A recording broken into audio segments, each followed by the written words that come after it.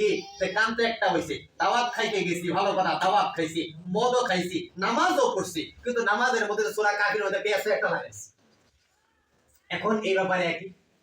তখন আল্লাহ পাক রব্বুল আলামিন মদ হারাম হওয়ার ব্যাপারে দ্বিতীয় নাম্বার আয়াত দিয়েছে কি, লা তাকরাবুস সালাতা ওয়া আনতুম সুকারা,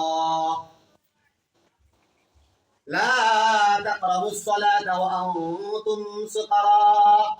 হে ঈমানদাররা শুনে রাখো, এই যে সাহাবায়ে কেরাম কামে একটা ঘটাইছে, শুনে রাখো কি, যে তোমরা যখন মদ খায়া নেশাগ্রস্ত হয়ে থাকবা, মাতাল হয়ে থাকবা, সুদ বুদ কোনো জ্ঞান নাই, যখন তোমাদের মধ্যে মদের প্রভাব গালেবান হয়ে যাবে, বিজয় হয়ে যাবে, লা তাকরাবুস সালাত, তখন তোমরা নামাজের নিকটেও যাও না। আল্লাহ পাক রব্বুল আলামিন বলেন নাই যে তখন তোমরা নামাজ পড়ো না, নামাজে দাঁড়ায়ও না।